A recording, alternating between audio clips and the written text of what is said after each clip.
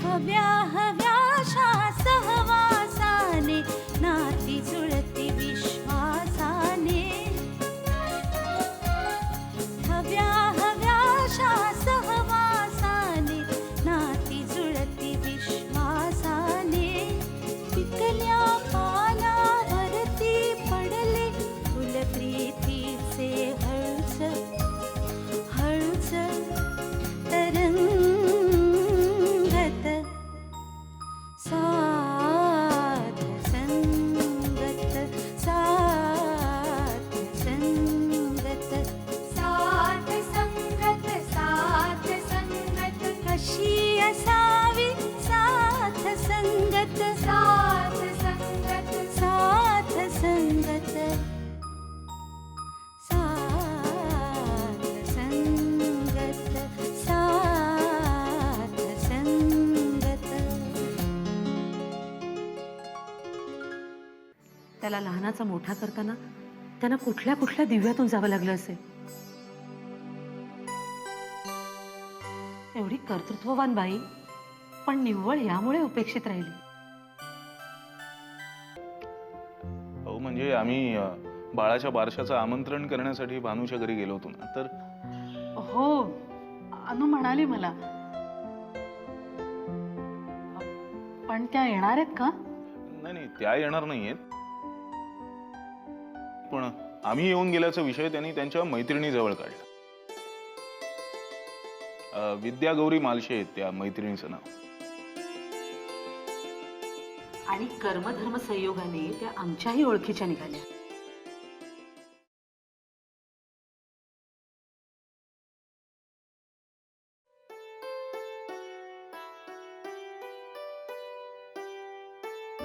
पण पण म्हणजे मी कुठे ओळखते तुमच्या लेकाला? आता येईल तो, ओळख करून घे. आई, ए आई, 100 वर्ष आयुष्य आहे. तुला सुद्धा. आई मी काय म्हण, हिला ओळखतोस ना? हो म्हणजे सही खबर बघतो ना. आणि आपल्या घरीही आली होती ही परवा. हा म्हणजे मी यायला आणि ही या निघायला एकच गाठ पडली. बरं तुम्ही बसा, मी चहा आणते. हा नाही चहा.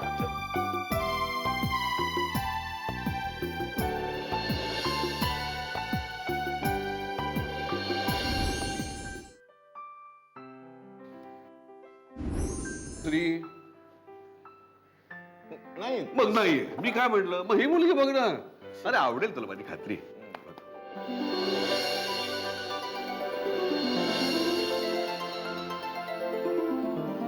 विनायकराव जोशी आहेत का? आई ही वाली ये. अरे बघ रे, बघ तरी.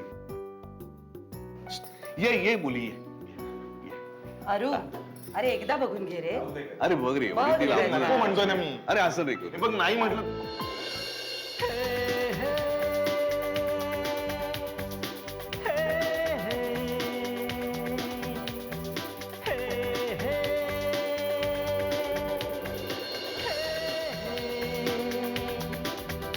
इचलकरंजीची मुलगी.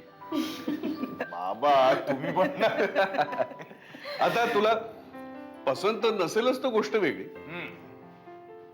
पण अरू, तू मुलगा असून सुद्धा माझ्याशी काही मोकळेपणाने बोलला नाहीस. आणि ही परकी मुलगी आहे. मला सगळं व्यवस्थितपणे मोकळेपणाने सगळं सांगितलं. आता तिला सवय म्हणा इंटरव्ह्यू घ्यायची. आम्हाला पसंत आहे. तुला नसेल तर तसं सांग, आम्ही हं? मला असं वाटतं आपण निघूया आतमध्ये. तुम्ही इंटरव्ह्यू घ्या एकमेकांचा. हं? बाबा आई तुम्ही तरी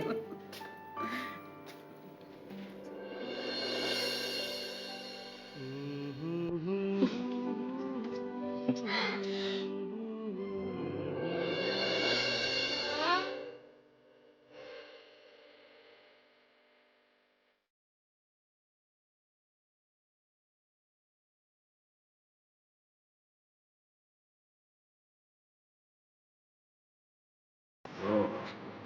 सुखी वा. रात्रभर जागरण करायचे आणि मग सकाळी उठायला उशीर करायचा. रात्रभर जागवलं कोणी? अय्या मी काय केलं? हे मी तुला सांगत होतो ना, तू आधी झोप, मी लगेच झोपतो म्हणून. हो ना, मग मी सुद्धा हेच सांगत होते, तू झोप मग मी झोपते. अरे पण जे जागरण झालं ना, पण तरी मी 7 वाजता उठले सकाळी. तुला कोणी सांगितलं होतं 7 वाजता उठायला? काय झालं? काय नाही, मला एवढी भूक लागली सकाळी की मग होईच ना मला झोपायला. तुला माहितीये मी किचन मध्ये गेले ना तर आई ओट्यापाशी होती. मग मस्त तिच्या हातचे पोहे खाल्ले. ए अनु, बस ना. काय रे? बस तर. तू ह्या आईला असं अगं करतेस ना, खरं सांगतो मला खूप छान वाटतं. खरंच? पण तुला एक गोष्ट सांगू का, आपली आई आहेच अशी. म्हणजे तुला जेव्हा मी पसंत केलं ना, तेव्हा तू आवडायच्या आधी मला आई आवडली होती. मी घरच्यांना सांगितलं सुद्धा. मुलगा आहे थोडासा चक्रम, पण मुलाची आई मस्त आहे. पण हे चित्र कायम असंच राहील ना? नाही म्हणजे कायम असं नाही राहणार. हे का असं का म्हणालीस तू? अरे आपले बाळ आल्यावरती आई त्याचे जास्ती लाड करी. काय रे तू पण. आणि मग आपल्याला सांगेल आता जरा शहाण्यासारखं वागा. मामा म्हणजे तू किती काळजी घेतेस माझी. आय नो दॅट्स नॅचरल, पण माझ्या वेळी म्हणजे मी पोटात असताना म्हणजे माझ्या जन्माच्या वेळी तुला सुद्धा असंच टेन्शन होतं का? आय मीन तुला पण अशीच धास्ती वाटत होती? अनु, दॅट वॉज ऑल्सो नॅचरल ना. अगं मी पण पोर होते तुझ्यासारखी. म्हणजे बाळाचा जन्म झाल्यावर मी तुझ्यासारखे होईल आणि माझं बाळ माझ्यासारखं होईल.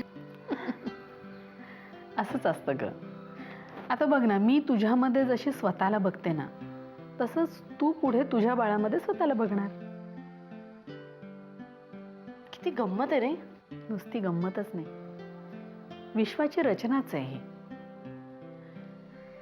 असं बघ की रांगोळीचा टिपका असू देत, विणकामातला एखादा टाका असू देत, नाहीतर आरसा असू देत, पुढच्याचा मागच्याशी संबंध हा सगळीकडे सारखाच असतो. खरंच का मम्मा? अगदी तसंच आहे. आणि म्हणूनच एकमेकांच्या आरशात मुद्दाम बघायला हवं. म्हणजे आपण नक्की कुठे आहोत, कुठे असायला हवं याचा अंदाज बांधता येतो. नेमकं कोणत्या मार्गाने आपल्याला जायचंय, कुठला मार्ग आपल्याला पत्करायचा नाही, याविषयीची आपली गणितं करता येतात. हाऊ इंटरेस्टिंग, हो की नाही? इंटरेस्टिंग तर आहेच, but this is the most beautiful thing in the life. You know Y?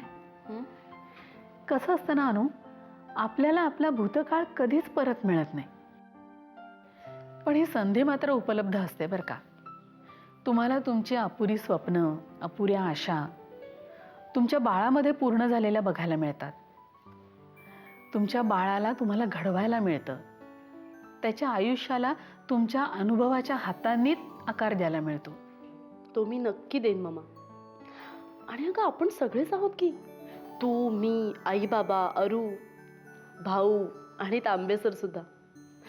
आणि अगं तांबेसर म्हणतात तसं मुळात त्या बाळाला ह्याची खात्री असायला हवी की आपण अत्यंत शुद्ध आणि चांगल्या माणसांच्या जगात वावरतोय, चांगलं जगण्यासाठी आणि चांगलं वागण्यासाठी. हो की नाही? छान बोललीस, आवडलं मला. आणि माझी बाय ती. अगं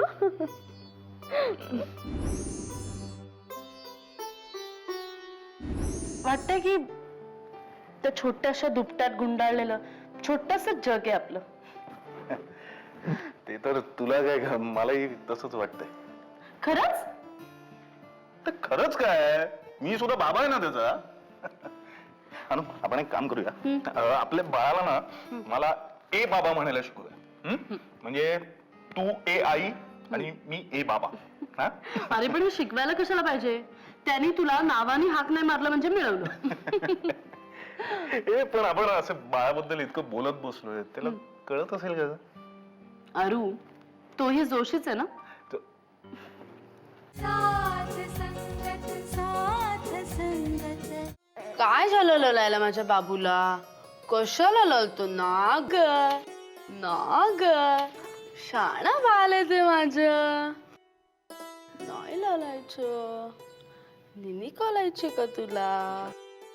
निनी कलायचे का? निनी नाही येते का तुला? काय झालंय? आम्हाला नाही निनी येते बाबा. काय झालं? निनी करायचे का? हो बाबांकडून गाणं ऐकायचंय. माझ्याकडून कशाला? म्हणजे मला नाही गाणं बिणं येत. आम्हाला बाबांकडून गाणं ऐकायचंय. तू गा ना. काय रे अरू, मी बेसूर गाते माहितीये ना तुला, म्हणून तुला सांगते नाटकं नको ए करूस. नाही माझ्या वेळी सुद्धा आईच गायची. बाबांनी कधी गाणं गायलेलं ऐकलेलं नाही मी. मग आता तू गायलास तर काय होईल? नाही मला नाही जमणार. आम्हाला निनी येते, आम्हाला लवकर गाणं सांगा.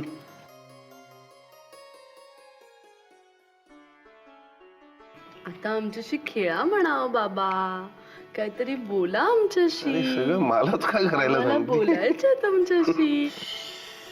आता कोणी बोलायचं नाही, आम्हाला निनी करायची आहे.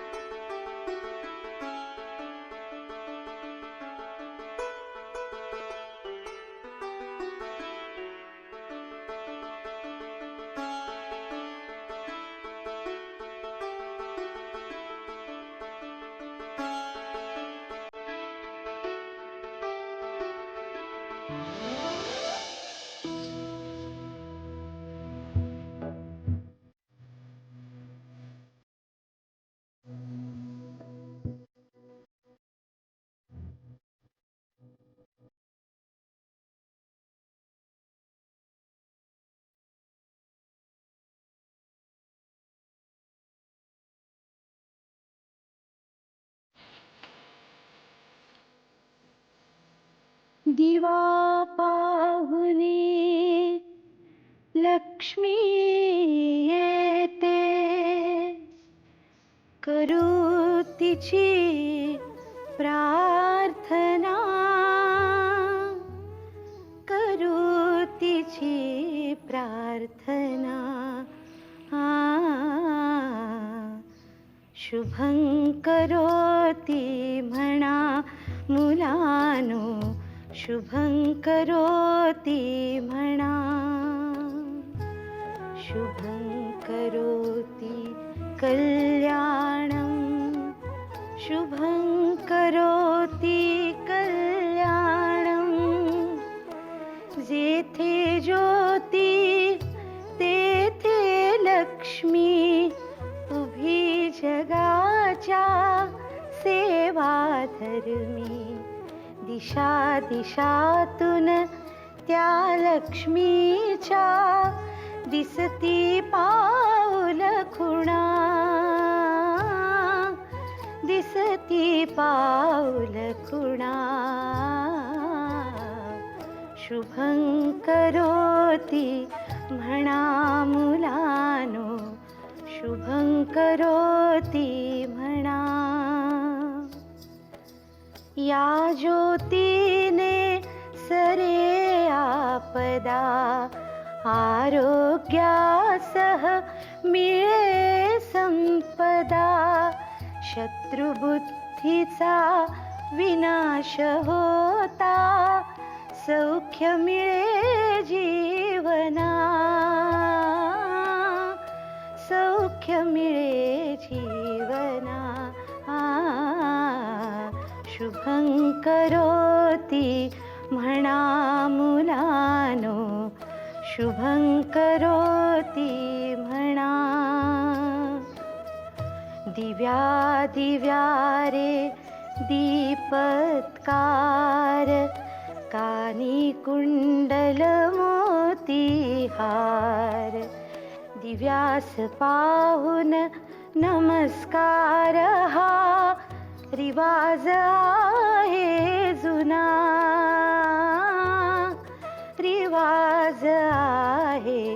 जुना शुभं करोति म्हणा मुलानो, शुभं करोति म्हणा, शुभं करोति कल्याणं, शुभं करोति कल्याणं, शुभं करोति कल्याणं, शुभं करोति कल्याणं, शुभं करोति कल्याणं, शुभं करोति कल्याणं, शुभं करोति कल्याणं, शुभं करोति कल्याणं.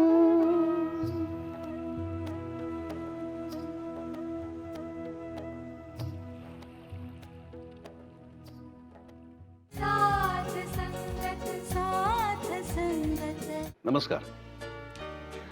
वृद्धत्व ही समस्या नाही, ती एक अवस्था आहे.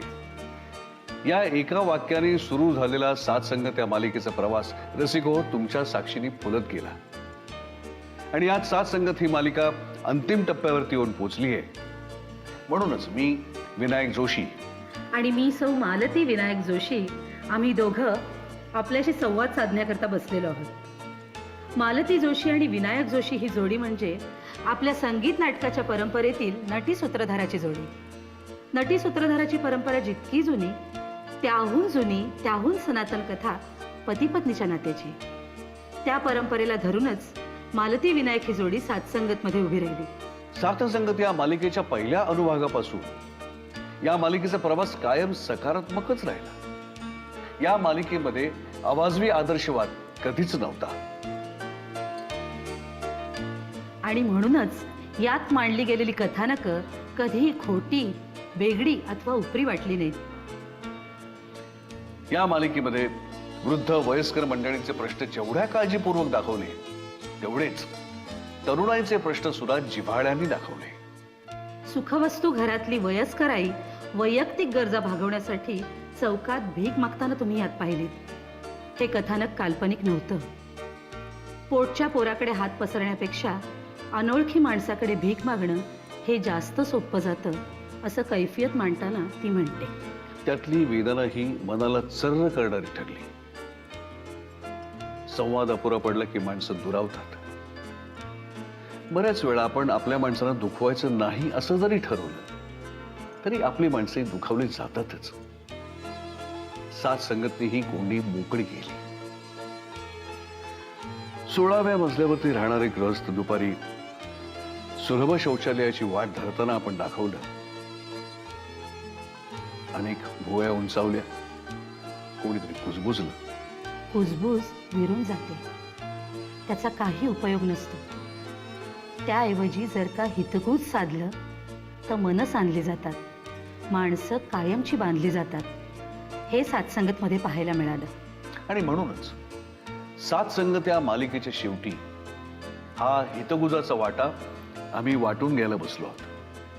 सात संगत ही मालिका जरी संपत असली तरी त्याचं कथानक संपत नाही आहे. ते तर सुरूच राहणार. आणि आम्ही ते सुरूच ठेवणारच आहोत.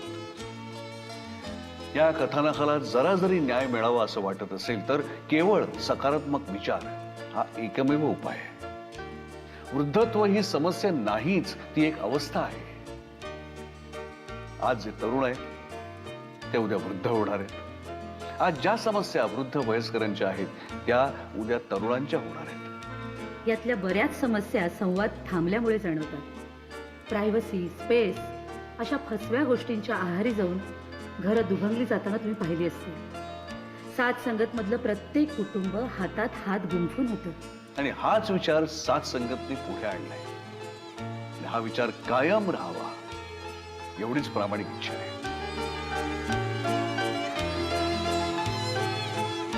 अशी असावी साथ संगत, साथ संगत, साथ संगत, साथ संगत, साथ संगत, साथ संगत.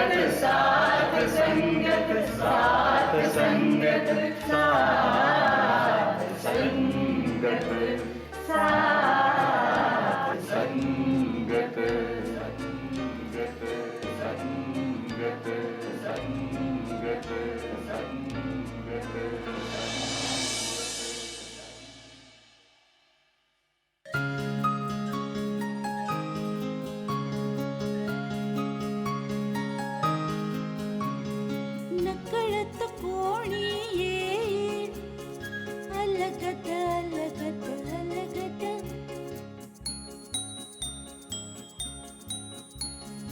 मन मग होई जणू टिप कागद टिप कागद टिप कागद दिवस निशेच्या घोर तीरावर आयुष्याला येईल येईल रंगत सा